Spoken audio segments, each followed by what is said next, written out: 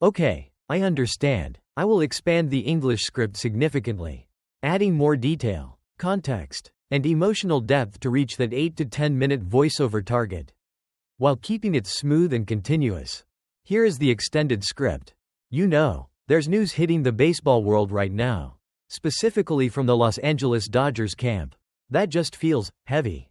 It's about Blake Snell, that name, the one the baseball world buzzed about all offseason.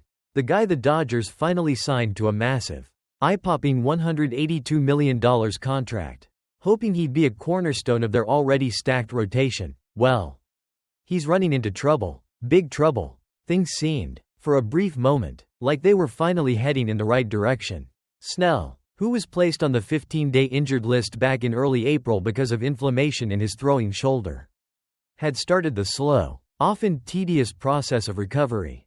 He'd started throwing again, gradually building up arm strength. The reports were cautiously optimistic. He even had what felt like a significant step forward, a successful bullpen session just last Saturday. A bullpen session is a big deal in recovery. It's where you start throwing off the mound at full intensity again. The next step, logically, was scheduled for this Wednesday, another bullpen session. Perhaps longer, perhaps pushing a little more. It felt like he was on the cusp of potentially rejoining the team soon. But then came the news that just stopped that momentum cold. The scheduled bullpen session for Wednesday? Cancelled. Why? The reason given was simple. Almost jarringly so, after just playing catch on Tuesday, not even a full bullpen session. Just playing simple catch, Snell felt discomfort in that same throwing shoulder. The shoulder that was supposed to be recovering. Hearing that, knowing the context, it just makes you want to sigh. Or maybe worse. Dodgers manager Dave Roberts confirmed the setback, speaking to reporters before the team's game against the Chicago Cubs. He laid it out plainly, as he was playing catch. He just didn't feel great. And the decision from the team and Snell was immediate and clear. If disheartening, right now, we're going to slow play the throwing. We'll probably get it looked at again when we get back home. Slow play. Get it looked at again. Those are not words you ever want to hear associated with a high-profile pitcher recovering from a shoulder issue. And they are particularly concerning when you consider who we're talking about. A player the Dodgers just invested $182 million in over 5 years. A player who has pitched a grand total of 9 innings for the team since signing that mega deal. 9 innings. He made his debut on March 27, pitched again on April 2, and then the shoulder flared up, landing him on the IL retroactive to April 3.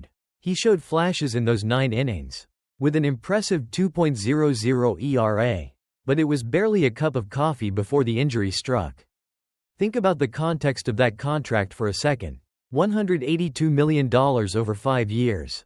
That's elite, ace-level money. That's the kind of investment teams make in pitchers they expect to be their undisputed number 1 or number 2 guy. Taking the mound every 5th day, dominating opposing lineups, eating up innings, and leading the staff deep into the playoffs. Snell earned that money based on his resume. He's a 2-time Cy Young Award winner. One with the Tampa Bay Rays in 2018.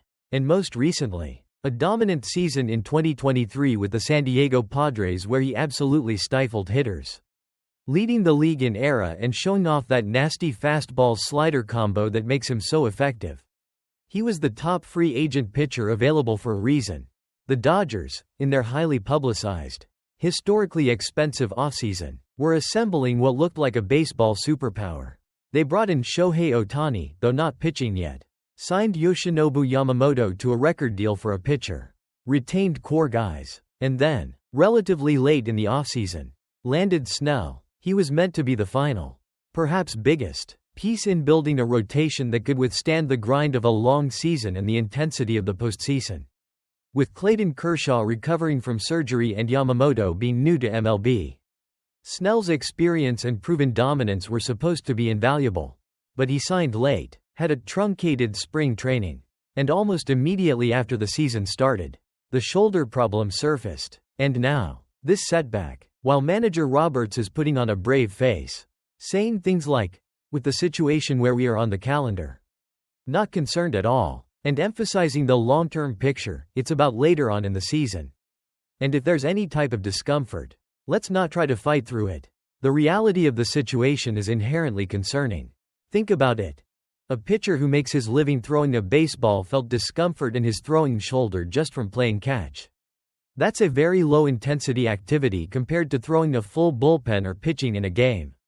For that to cause discomfort after weeks of rest and rehab suggests that the shoulder is still very sensitive. Or perhaps that the underlying issue is more complex than initially thought. Canceling a scheduled, significant step like a bullpen session isn't a minor adjustment, it's a clear halt to progress. The why behind the worry isn't just about the money.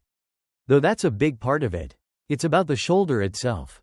For a pitcher, the shoulder is everything. The mechanics are complex, and the stress put on that joint with every pitch is immense. Shoulder injuries can be notoriously tricky and slow to recover from. Sometimes they linger. Sometimes they pop up again just when you think they're gone. We've seen countless examples throughout baseball history of pitchers whose careers were derailed or significantly impacted by persistent shoulder problems. For the Dodgers, this setback, if it leads to a more significant delay in Snell's return or becomes a recurring issue, impacts their depth and plans. While they have other talented pitchers, Snell was brought in to be an anchor. If he's not available, it puts more pressure on guys like Yamamoto, Miller, Paxton, and whoever else is in the rotation or bullpen. It affects how Dave Roberts can manage the pitching staff over 162 games. And ultimately, it could affect their chances when the games matter most in October. Of course, there's still a lot of season left. It's important to remember that. Maybe this is just a minor hiccup, a moment of being extra cautious. And after a few more days of rest and perhaps some imaging, Snell will be back on track and dominating soon. That's the hope. That's what everyone, especially the Dodgers and Snell himself, is praying for. But the story of Blake Snell's early tenure in Los Angeles so far serves as a stark, somewhat painful reminder of the fragility of elite athletic health.